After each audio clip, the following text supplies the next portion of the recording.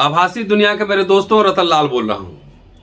काम की बात लाल की क्लास में आपका स्वागत है और पेश है अंबेडकर नामा। अप्रैल का महीना शुरू हो गया है। कई हस्तियों की जयंती है इस महीने में। सब पर एक एक वीडियो कम से कम बनेगा ही, लेकिन यह महत्वपूर्ण है कि अंबेडकर साहब की जयंती दुनिया भर में मनाई जाती है, तो इसलिए महीना काफी महत्वपूर्ण हो गया है। आज मैं आपको बताने वाला हूं कि अपने जन्मदिन से एक दिन पहले यानी 13 अप्रैल 1929 को डॉक्टर अंबेडकर क्या कर रहे थे। सीधे लिए चलता हूं रत्नागिरी जिले के चिपलून में। वहां अस्पृश्यों की एक सभा थी और कई महत्वपूर्ण बातें उन्होंने कही। पहले हाईलाइट दे देता हूं कि उन्होंने कहा था कि छेनी हथौड़े के घाव सहे बगैर पत्थर से ईश्वर की मूर्ति नहीं बन पाती है। फिर उन्होंने कहा था कि गोली से भून दिया जाएगा, मुझे गोली से भून दिया जाएगा, इस तरह की धमकियां मुझे मिलती हैं। और एक और बात कि कोंकण अंचल दुनिया में भिखारी है। यह बातें उन्होंने क्यों कही, यह जानने के लिए सीधे आप चलिए इतिहास के पन्नों में 13 अप्रैल 1929 रत्नागिरी जिले में। भाषण लंबा है, उसमें से महत्वपूर्ण बिंदु आपके सामने रखने जा रहा हूं। उन्होंने कहा कि अखिल हिंदू समाज ने वंश परंपरा से अपने समाज पर जिन मलिक्ष रीति रिवाजों को जबरन थोपा है, उसे त्याग कर फेंक देना ही आज के संदेश का मुख्य उद्देश्य है। समता से सम्यक दृष्टि से विचार करने पर मेरे संदेश को बहुत अधिक महत्व मिलेगा।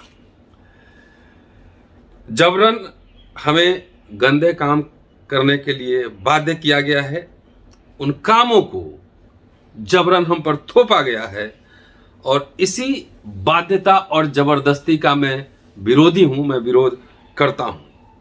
वंश परंपरागत जबरदस्ती का मैं विरोधी हूं। इस तरह के परिवेश में, इस तरह के माहौल में यदि कोई व्यक्ति योग्यता हासिल कर चाहे कितने भी प्रगति क्यों न कर ले, उन्नति के शिखर पर कितना भी ऊपर क्यों न पहुंच जाए, किंतु उस व्यक्ति पर लगा गंदगी, अस्पृश्यता का, गंदगी का, हीनता का ठप्पा खत्म नहीं हो पाता। हीनता की इस दब्बू मानसिकता ने शरीर के कण कण में पैठ बना ली है।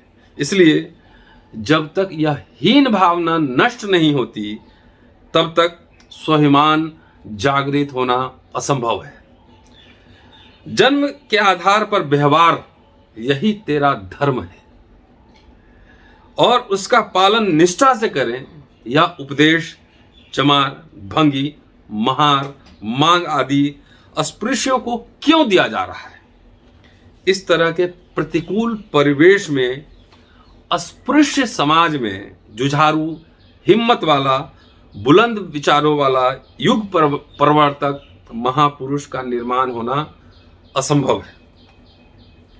आगे कहते हैं, तुलनात्मक दृष्टि से देखते हैं विभिन्न समुदायों की स्थिति और कहते हैं कि ब्राह्मण आदि स्पृश्य जाति में जन्मा हुआ बच्चा मुंसिफ, वकील, मामलेदार कैसे बन जाते हैं।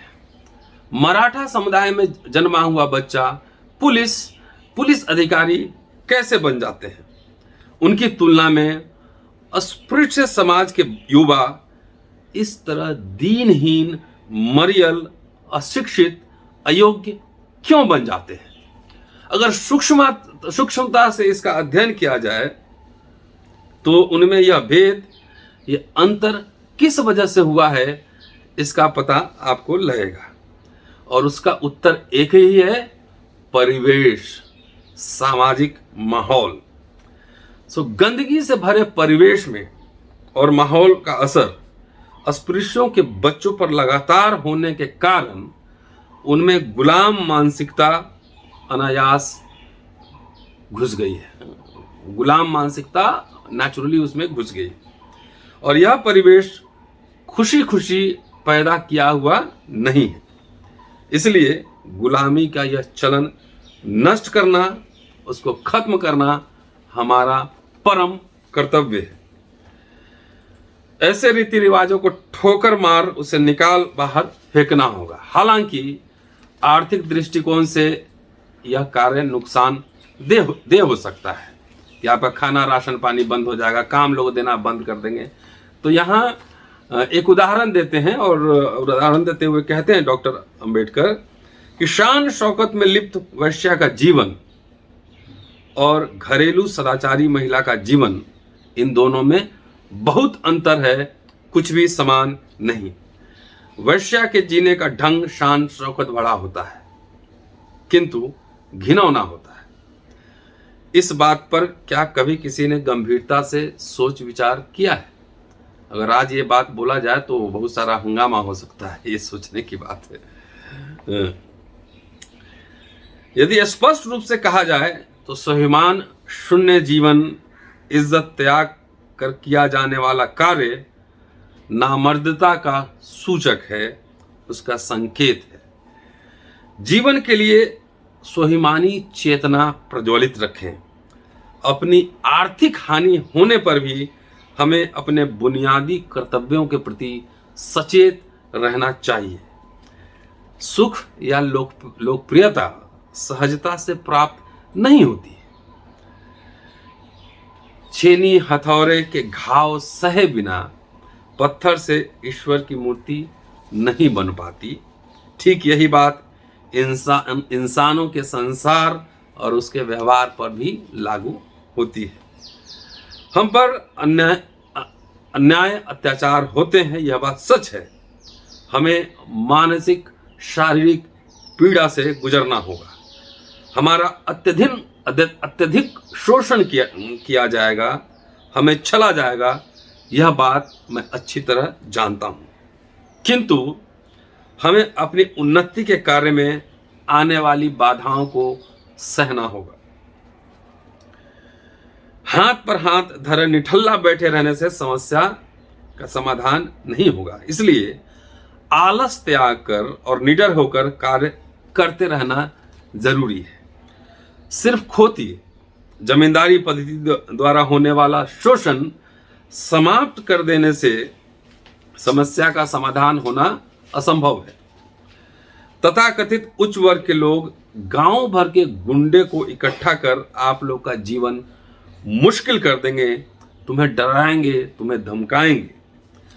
उसका समाधान कैसे होगा? गांव के सार्वजनिक कुओं से समानता के आधार पर पानी निकालकर उसका इस्तेमाल करना आपकी हिम्मत हौसले पर निर्भर करता है। डरकर अपने कर्तव्य पालन से पीछे हट गए तो समझो तुम्हारे हाथ में कुछ नहीं आने वाला। संघर्ष के अलावा कोई रास्ता नहीं। आपकी प्रगति सुधार के लिए मैंने इस कोंकण अंचल में पैर रखने की हिम्मत की तो गोली से भून दिया जाऊंगा, ऐसी धमकी मुझे मिलती है, ऐसे पत्र मुझे मिले हैं।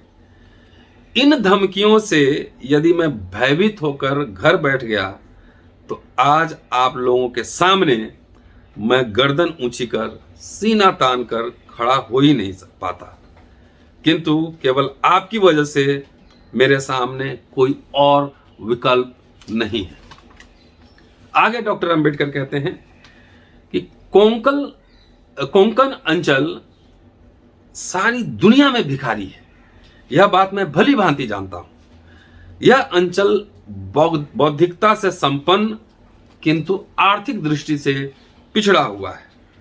खोत, ब्राह्मण और मराठा आदि लोगों को भी इस कोंकण अंचल में सुख का लाभ होना असंभव है।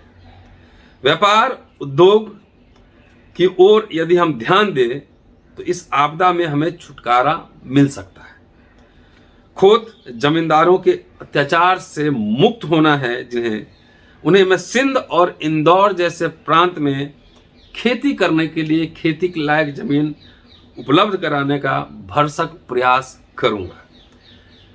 जीवन यापन और आर्थिक तंगी की समस्या को हल करने के लिए अफ्रीका जैसे देशों में जाकर व्यापार कर धनवान बने। इसका उदाहरण मुसलमान यहाँ पे हैं, उसको नजर में, उसको दृष्टि में रखें। अपना गांव, अपने पुरखों की जगह, अपना अंचल को छोड़कर कहीं दूर जगह बसने का विचार मात्र ही मन में बेहद पीड़ा देता है, किंतु अपनी सामाजिक हैसियत में बढ़ोतरी करने के लिए इस मार्ग को स्वीकार करने का प्रयास आपको जरूर करना चाहिए। मृत पशु का मांस खाना आदि कार्य को इच्छा शक्ति से छोड़ना होगा, उसे नकारना होगा। मेरे आज के इस संदेश में निहित बातों पर आप गंभीरता से गौर करें और आज ही स्वाभिमान और इज्जत के साथ जीने का संकल्प लेकर और उज्जवल जीवन की कसम खाकर प्रत्यक्ष रूप से कार्य में जुट जाएं। आज के इस नवयुग में कोई भी गुलाम नहीं है, इस बात को ध्यान में रखें। तो जन्मदिन से ठीक एक दिन पहले डॉक्टर अंबेडकर का यह भाषण था। शुक्रिया साथियों, जय Bhim, keep watching and sharing Ambedkarnama. और इस हफ्ते गुजरात के 3 मंत्री आटा पीसते हैं, बाकी मंत्री रोटी बेलकर गुजरात भेजते हैं। डॉक्टर अंबेडकर बदला लेने की बात कर रहे थे, जूते से मारने की बात करें। सारे एपिसोड इस हफ्ते रात 8 बजे आपको जरूर मैं दिखाऊंगा, इसलिए ज़्यादा से ज़्यादा शेयर कीजिए, लाइक कीजिए, सब्सक्राइब कीजिए। शुक्रिया साथियों, जय भीम, फिर मुलाकात होगी। Thank you.